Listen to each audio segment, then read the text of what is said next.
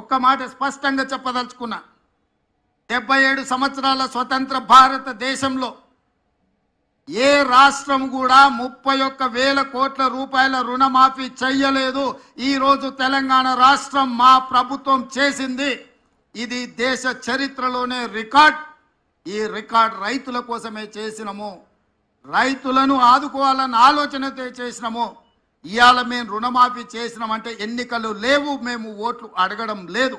ఎన్నికలు ఉన్నప్పుడు ఓట్లు అడిగినప్పుడు రాజకీయ పార్టీలు ఇట్లాంటి నిర్ణయాలు చేస్తాయి తప్ప రాజకీయ ప్రయోజనం లేకుండా రైతు ప్రయోజనం కోసం ఎప్పుడు జరగలే.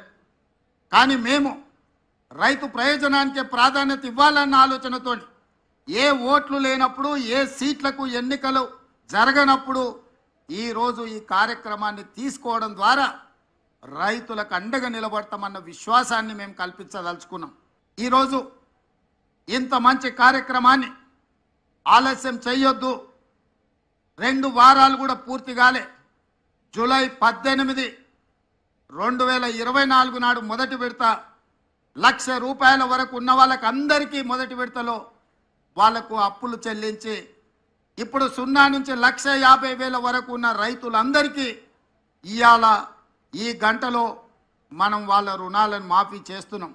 నెల తిరగక ముందే 0 నుంచి 1,50,000 వరకు ఉన్న దాదాపుగా 18 లక్షల మంది రైతుల రుణాలను మాఫీ చేసి మా చిత్తశుద్ధిని నిరూపించుకున్నాం.